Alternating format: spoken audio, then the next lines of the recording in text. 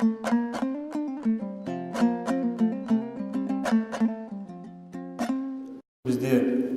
көбінесе қоғамда жалпы ер адамдар бұл әйел адамдардың дұрыс жолға бағытталуына да септігін тигізетін кездер болады да. Мысалы, солтүстік өңірде, Алматыда, орыстарда қыздық деген нәрсені бағаламайды да. Мысалы, ер балдар үйленетін кезде анау үйленіп жатқан қыздың қыз ба, қыз емес па қарамайды да оған. Оған қызық емес та ол.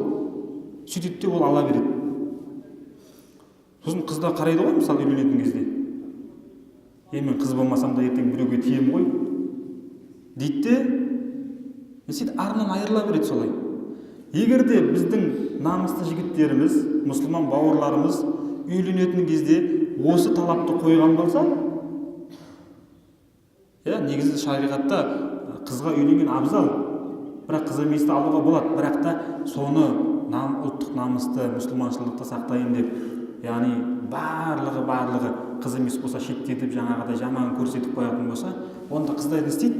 Үйленбей қалармын, өйтерім деген қорқынышпен болса да не істейді ол? Арын сақтайды.